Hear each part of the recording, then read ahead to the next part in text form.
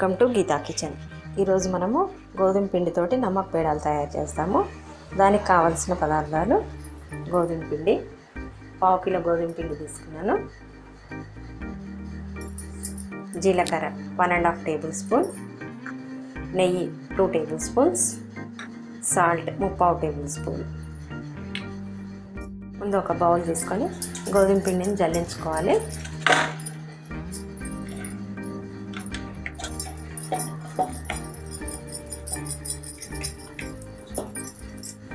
తర్వాత దీంట్లో సాల్ట్ వేసుకొని కలుపుకోవాలి.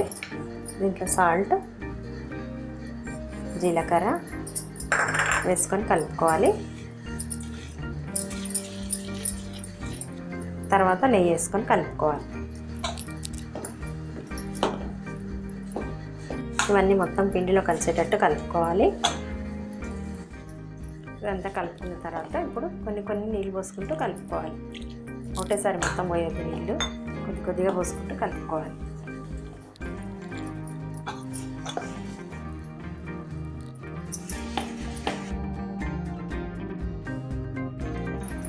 ఈ విధంగా మంచిగా నీట్గా తడిపి పెట్టుకోవాలి. ఇప్పుడు ఒక 15 నిమిషాల పాటు మూత పెట్టి నానబెడదాము. తర్వాత నమక్ పేడాలు చేద్దాం.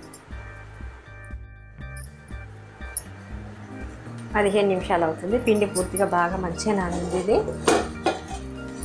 తీసి చూస్తాము. మళ్ళీ ఒకసారి ఇలా కలుపుకోవాలి. దీన్ని 2 భాగాలుగా చేసుకుందాము.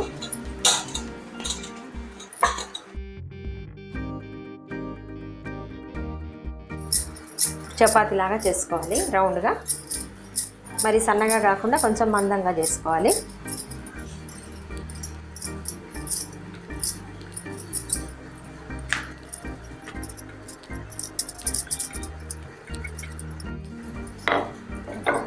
ఇంత మందంగా ఉండేటట్టు చేసుకోవాలి.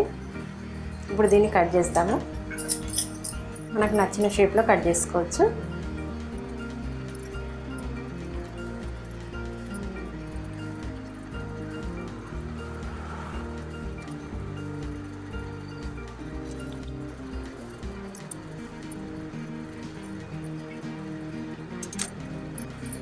నేను ఈ షేప్లో కట్ చేసుకున్నాను. కొంచెం 1/2 ఇంచ్ పొడవుగా ఉండేటట్టుగా కట్ చేసుకున్నాను.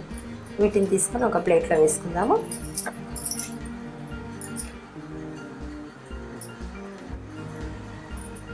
ఇవి మిగిలినవి మళ్ళీ ఆ పిండిలో కలిపి చేస్తాం. మళ్ళీ ఈ పిండిలో కలుపుకొని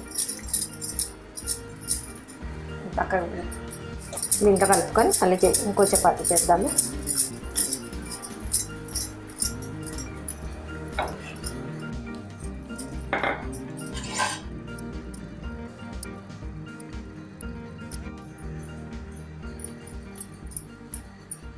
ఈ విధంగా అన్నీ కట్ చేసి పెట్టుకోవాలి. ఇప్పుడు డీప్ ఫ్రైకి ఆయిల్ పెట్టుకుందాము.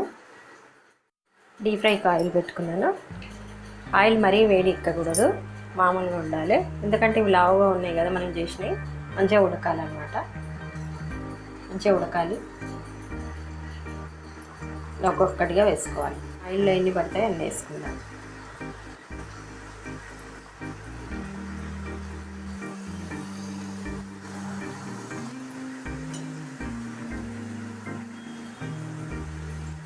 తిరిగేస్తాం వీటిని.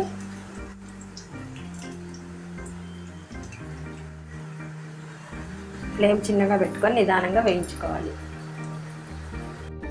గోల్డ్ కలర్ వచ్చే వరకు వేయించుకోవాలి. నమక్ పేడాలు మంచి కలర్లో వచ్చినాయి. తీసేద్దాం. ఇప్పుడు ఆయిల్లో నుంచి తీసేస్తాము.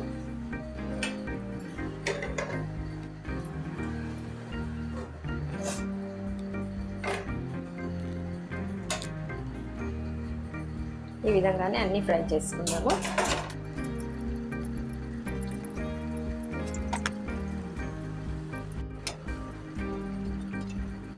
స్టవ్ ఆఫ్ చేసేద్దాము.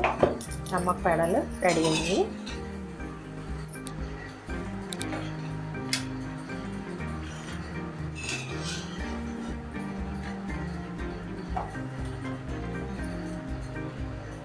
నమక్ పేడాలు రెడీ అయ్యాయి. రెసిపీ నమక్ పేడాలు రెడీ అయినాయి. ఈ వీడియో మీకు నచ్చినట్లయితే లైక్ చేయండి, షేర్ చేయండి, కామెంట్ చేయండి. సబ్స్క్రైబ్ చేయని వాళ్ళు ఉంటే సబ్స్క్రైబ్ చేయండి. నమక్ పెడాలు ఎలా చేస్తారన్నది మీరు కామెంట్ రూపంలో నాకు తెలియజేయండి.